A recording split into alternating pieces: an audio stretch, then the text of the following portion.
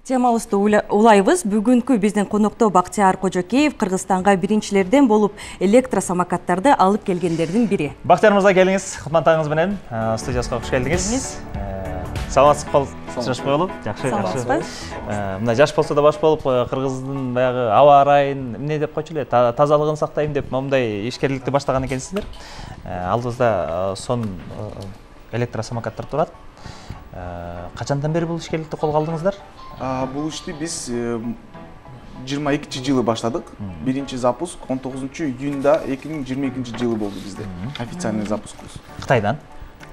Бул самокаттар өстөрү ИО Кытайдан келет, Segway компаниясынан. Эки модель бизде, бул биринчи Ninebot Max Plus, экинчи модели Ninebot Max Pro. Бул жаңы келди. Экөөнүн бири-биринин айырмасы бар азыр, э? Экөөнүн айырмасы бар. Экөөнүн мощностунун айырмасы бар, тормозунун айырмасы бар. Терде бир тормоз, берде эки тормоз, астыңкы алдыңкы. Будан бир тормоз эки дөңгөлөгүн тең кармайт. Буда астыңкысында амортизациясы бар. Бойле жумшагыраак жолду кармайт. Жакшы. Чем тиги самокаттан кара. Алып келген самокаттардын көбүн эсе биз арендага берген ишкерлерди көрүп атабыз. Анан сатыкка алып келгендерди көрүп атабыз. Сиздердин максат? Биздин максат альтернативдүү транспорт шаарга киргизгени. Акыркы убакыттарда смог көбөйүп кетти, машина көбөйүп кетти, анан жолдо пробкалар көп. Ошону азайтыш үчүн биз альтернативный транспорт киргиздик.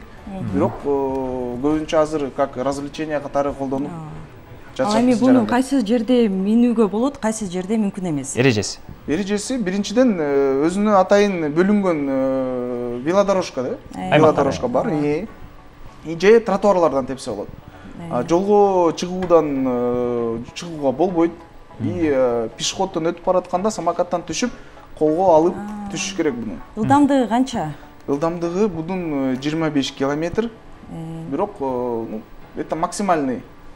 25, э? 25 километр. Мисалы үчүн коңшулаш өлкө Казакстанда да ушул демилге көтөрүлүп, атайын жанагы правасына М деген белги менен атайын жол эрежесине киргизип, баягы коопсуздук, кырсыктан оолак болуу максатында дегендейчи.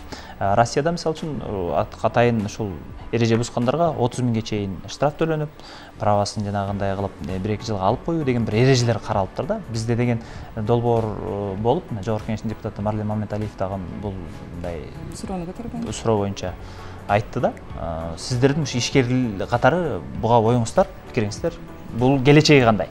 Бунун келечеги абдан чоң. Биз 2022 жылы шерингти баштагандан бери көп жакка кайрылдык. Ошол биз Москвадан атайын токтом, Москванын эрежеси боюнча Европадан, Казакстандан опыты менен атайын токтом чыгарып, Бишкек шаарынын мэриясына, акимияттарга жөнөтүп, бирок жооп алган жокпуз.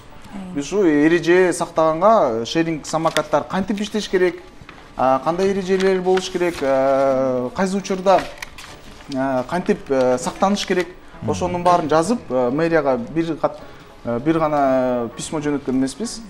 Ошодон дальше жооп болгон жок. Эч кимден каралган жок. Европада бул самокаттарды азыр алып салыптыр. Мен билишимче, өткөн аптада Францияда бир самокат айдаган киши бир баланы сүзүп кетип, ал жаракат алып, ошондон кийин самокатка аябай мындай чоң маани бере башташыптыр. Ылдамдыгы 20 км/саатка болуш керек экен. Оң тарапта алдыңкы, арткы эмеси эмне деп коет? Чырактары жанып туруш керек экен. Бизде да ушундай каттуу карайбы? Бизде да каттуу карайт. Скоростун ар кандай кылып койсо болот. 15 км. Бизде ограничение скоросттар бар. Мисалы, парктарга самокаттар менен кирүүгө болбойт. Анда жаш балдар бар, самокаттын 25 км скоростун көптөр айдалбайт. Канча жаштан тепсе болот? 18 жаштан өйдө. 18 жаштан жогору самокаттар тепсе болот. Биз аны болушунча карайбыз. 18 жаштан өйдө тепкенге.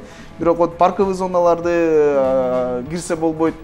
Эркиндик бульварында бизде ограничение бар, 15 км. Анда тоже жаш балдар менен ата-энелер сейилдейт. Баалары кандай булардын? Бунун баалары ар кандай. Эртең мененкиси 1 сомдон жогору. Минутасы 1 сомдон жогору 5 сом. Мисалы үчүн мен Нурек өз могунан бирден алалы десек дегеним го. Таксиден арзан. Жакшы. Урматтуу телекөрөрмандар, мына ушундай жакшы сунуш менен келген Бактияр коногубузга ыраазычылык айталы дагы.